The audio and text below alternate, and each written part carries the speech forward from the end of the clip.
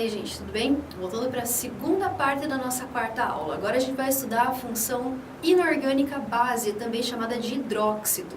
As bases, assim como os ácidos, também têm a característica de serem colocadas em água para serem classificadas. Só que os nossos ácidos e antes eles se ionizavam e as bases, por elas estarem ligadas a metais, elas já são naturalmente iônicas, ou seja, vai sofrer agora uma dissociação iônica.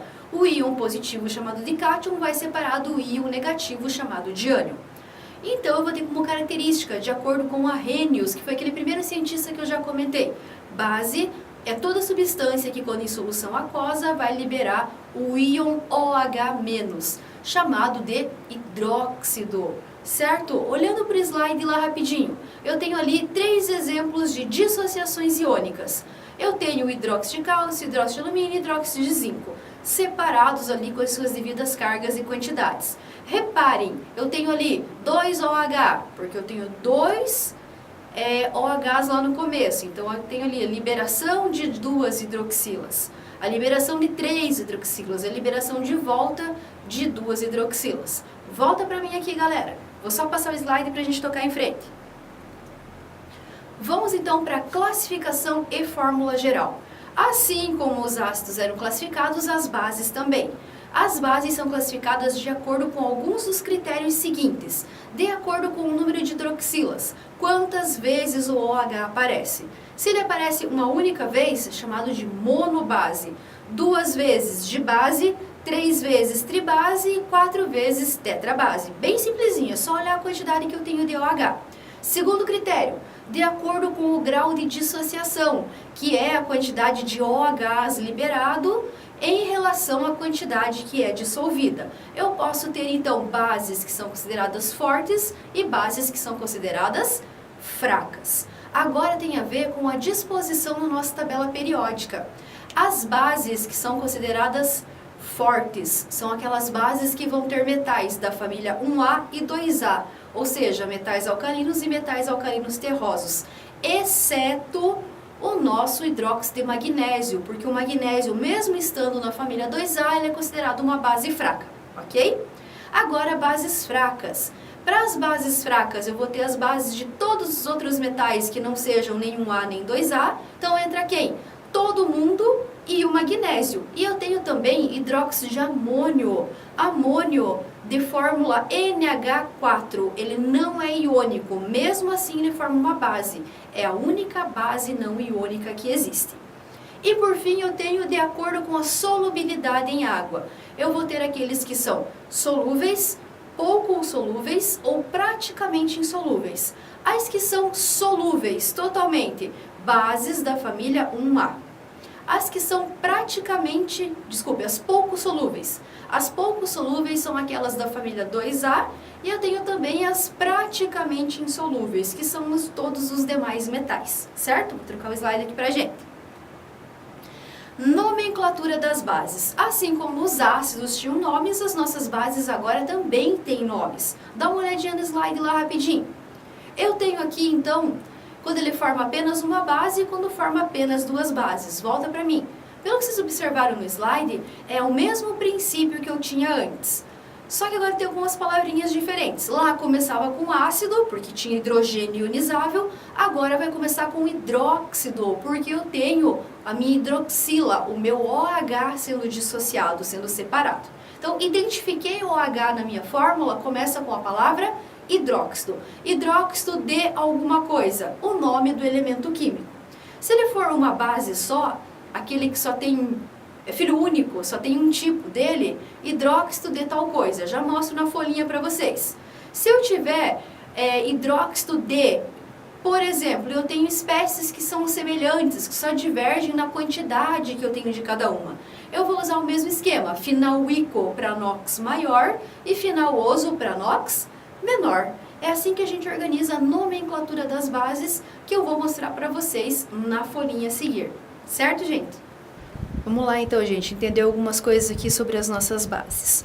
As nossas bases, elas passam por dissociação iônica. Por se tratar de metal, em sua grande maioria, eu vou pegar aqui um hidróxido qualquer, vou colocar em água. A água vai fazer com que ocorra a ionização. Aqui eu tenho mais e aqui eu vou ter OH menos. Então eu tenho ionização, não, me desculpem, dissociação. Eu vou ter Na+ em solução aquosa, mais OH menos também em solução aquosa. Lembrando que esse parênteses não é comum que ele apareça escrito. Eu estou fazendo aqui, mas ele não aparece. A galera coloca só OH menos. Só quero que vocês fiquem atentos que esse menos é para os dois elementos aqui dentro e não só para um, beleza? Então aqui eu tenho um OH. Eu tenho uma monobase. Vou pegar uma outra base qualquer aqui, pegar o hidróxido de cálcio. OH2.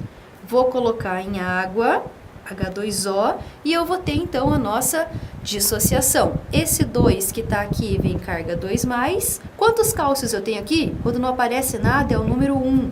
Esse 1 vem para cá, menos. Então eu vou ter cálcio 2+ em solução aquosa, mais OH menos em solução aquosa. Quantas vezes OH menos? 2 vezes, então eu tenho uma dibase, certo por enquanto? Agora então eu vou partir para a nossa nomenclatura das bases. Quando eu tenho apenas um tipo de base, por exemplo, essas duas mesmas que eu tenho aqui, ó, vou pegar NaOH. A gente pode falar assim, bem simplesinho, que ela é fila única, não tem nenhum irmão parecido com ela. Tem OH, primeira palavra, hidróxido. Hidróxido de quê? Nome do metal, no caso é sódio. O próximo, CaOH2. Tem OH, está sendo dissociado isso daqui, eu tenho hidróxido. Hidróxido do que? Nome do metal. Cálcio.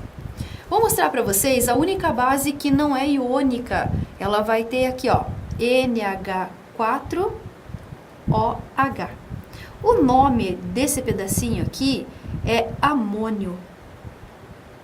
Ok, galera? Então, eu vou ter aqui, ó, OH, hidróxido de amônio, certo? Agora, eu vou para aquelas bases que elas têm irmãs parecidas, tipo essas daqui, ó, FeOH2 e FeOH3. Desculpem aqui, o número ficou um pouquinho borradinho. OH3. Como a gente sabe, esse 3, que é a quantidade, vem para cá como carga. Esse 2, que é a quantidade, também vem para cá como carga. Então, aqui o NOx, desculpem, aqui o NOx é 2 e aqui o nosso NOx é 3. Quando o NOx é maior, nesse caso aqui, o NOx maior, o final é ico. O NOx menor, o final é oso. Mesmo esqueminha que a gente já sabe de antes. Vamos lá então. Tem OH, hidróxido. Hidróxido. Agora, ferro mais oso, ferroso. Aqui embaixo agora tem OH, hidróxido. E eu tenho ferro mais ico, férrico, galera. Ainda tem uma outra maneira mais antiguinha de dar um nome para os nossos hidróxidos, nos quais a gente coloca o valor do NOx, que nesse caso é 2 e 3, em algarismos romanos. Então, vai ficar ferro 2 e ferro 3. Vamos lá, então. Hidróxido, nome do elemento, de ferro, e o NOx dele, 2, em algarismo romano. Ou esse de baixo aqui ainda, hidróxido de ferro 3, certo? E assim a gente aprendeu a fazer as nomenclaturas para as nossas bases. Cuida bem, galera, que o próximo conteúdo da nossa próxima parte da aula vai ser sal, no plural sais, e depende da nomenclatura dos ácidos